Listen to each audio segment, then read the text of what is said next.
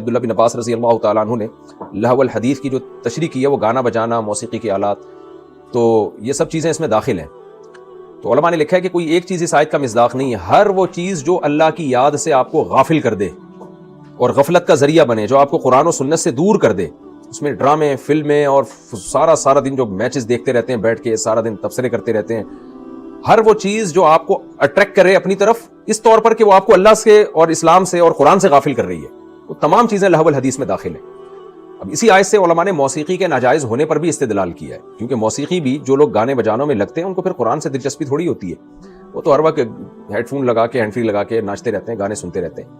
یا بعض لوگوں نے یہ کہا ہے کہ بھئی یہ اگر اس سے ہم گانے بجانے کو حرام قرار دیں تو یہاں تو وہ گانا بجانا مراد ہوگا لیضل عن سبیل اللہ، جو اللہ کی یاد سے غافل کرے، تو وہ موسیقی اور وہ گانے بجانے جو ہمیں اللہ کی یاد سے غافل نہیں کر رہے تو وہ تو جائز ہونے چاہیے. تو خوب سمجھ لیں، گانے بجانے یا موسیقی جو ہے نا اس کا ناجائز ہونا صرف اس آیت سے ثابت نہیں ہے، اس پہ دوسرے دلائل بھی ہیں. ان میں سب سے بڑی دلیل یہ ہے کہ جس چیز کا بھی داعیہ اور سبب موجود ہوتا ہے پھر بھی وہ چیز نہ ہو، اس کا مطلب وہاں شریعت میں ممانعت ہے. دنیا کی ہر قوم میں موسیقی رہی ہے اور یہ ایسی چیز ہے جس کی طرف انسان مائل ہوتا ہے، لیکن ہم دیکھتے ہیں نبی صلی اللہ علیہ وسلم کے دور میں صحابہ میں کوئی ایک صحابی بھی ہمیں نہیں ملتا جس سے کوئی ایک بانسری تک کا ہمیں ثبوت مل جائے، ایک باجے تک کا ہمیں ثبوت مل جائے. اس کا مطلب پیغمبر صلی اللہ علیہ وسلم کی طرف سے پابندی تھی. اس کی میں اور آسان مثال دیتا ہوں. عرب میں تصویروں کا بڑا رواج تھا، بتوں کی تصویریں بناتے، پہاڑوں کو تراش کے مجسمے بنایا کرتے تھے. اب فرض کریں ہمارے پاس کوئی حدیث نہ ہوتی تصویر کے حرام ہونے کے بارے میں، پھر بھی اتنا ہمارے لیے کافی تھا کہ نبی صلی اللہ علیہ وسلم سے اتنی محبت صحابہ کو، اس کے باوجود صحابہ نے نبی کی تصویر نہیں بنائی، نہ تابعین نے کسی صحابی کی تصویر بنائی، حالانکہ وہ تصویروں کا فن تو عروج پر تھا اس زمانے میں. تو یہ نہ بنانا اس کی علامت ہے کہ بھائی ان کو روکا گیا ہے اس عمل سے، ورنہ یہ داعیہ تو موجود ہے، رواج بھی ہے، دل بھی چاہتا ہے انسان کا اپنے بڑوں کی. آج بھی لوگ رکھتے ہیں نا اپنے بڑوں کی البم اور یادگاریں اپنے بچوں کی، اپنے باپ دادوں کی، گھروں میں لٹکی بھی ہوتی تصویریں اپنی شادی بیاہ کی، لیکن ہمیں ایک صحابی نہیں ملتے کہ انہوں نے کوئی ایک چڑیا تک کی تصویر بنائی ہو اپنے ہاتھ سے. تو یہ اس کی علامت ہے، یہ خود ایک واضح دلیل ہے کہ بھئی یہ ممانعت تھی، تبھی تو نہیں کیا نا انہوں نے یہ کام. تو جو لوگ آج موسیقی کو حلال قرار دے رہے ہیں نا اس کے دلائل تراش رہے ہیں اور تعویلات کرتے ہیں ان احادیث میں جن میں موسیقی کو حرام قرار دیا.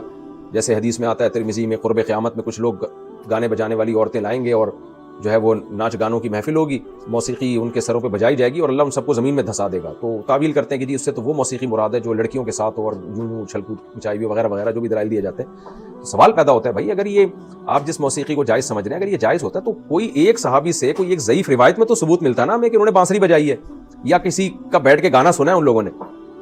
اور اگر کوئی روایت ہمیں ملتی ہے غنا کے بارے میں تو وہ غنا سے مراد ترنم کے ساتھ کسی چیز کو پڑھنا، یہ روایتیں ہمیں ملتی ہیں. جیسے نبی صلی اللہ علیہ وسلم جب مدینہ طیبہ تشریف لے گئے تو لڑکیوں نے وہاں پر نبی کے استقبال میں چھوٹی بچیوں نے ترنم کے ساتھ اشعار پڑھے، طلع البدر علینا جو مشہور اشعار ہیں. تو اس طرح غنا کا لفظ ترنم کے ساتھ شاعری کے معنی میں استعمال ہوتا ہے. جیسے حدیث میں آتا ہے من لم یتغنى بالقرآن لیس منا، جو قرآن میں تغنی غنا نہیں کرتا، غنا سے مراد خوبصورت آواز میں قرآن نہیں پڑھتا، وہ ہم میں سے نہیں ہے.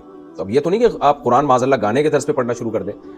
تو اگر یہ جو موسیقی آج جس کو جائز ہونے کے پیچھے لوگ پڑے ہوئے ہیں، آج نئے نئے اسکالرز آ رہے ہیں اور کہہ رہے ہیں موسیقی جائز ہے، لوگوں کو، نوجوانوں کو وہ خراب کر رہے ہیں، اس کا کوئی گنجائش ہوتی نا اسلام میں تو ایک بانسری کا ہمیں ثبوت مل جاتا ہے. جنید جمشید کی بات مجھے یاد آتی ہے، جب جنید جمشید رحمۃ اللہ علیہ نے گانے بجانے چھوڑے تو ظاہر ہے ایسے موقع پہ انسان گنجائش تلاش کرتا ہے، کہیں کسی مذہبی اسکالر سے، کہیں قرآن و سنت سے مجھے گنجائش مل جائے.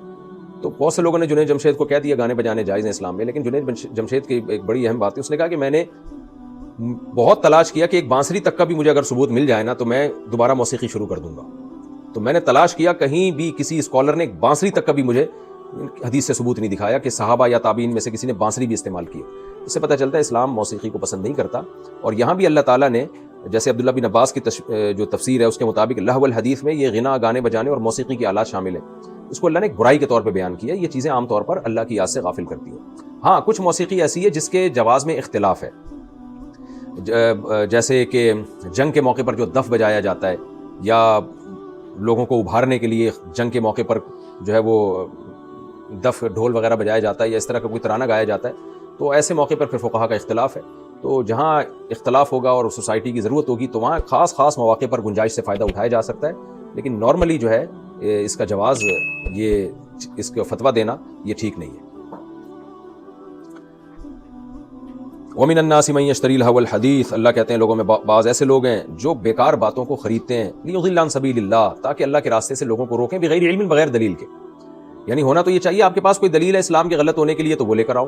آپ دلیل تو لا نہیں سکتے. اب آپ انٹرٹینمنٹ میں لگا دیتے ہیں لوگوں کو, ڈراموں فلموں میں لگا دیتے ہیں, جیسے کہ آج کل مغربی دنیا کا ایک طریقہ یہی ہے کہ مسلمانوں کو بے حیائی میں لگا دیا, زنا میں, سگریٹ میں, چرس میں اور ان تمام چیزوں میں. جب چسکا لگتا ہے تو پھر آدمی دلائل کو ایک طرف چھوڑتا ہے, پھر وہ کہتا ہے چھوڑو اسلام کو.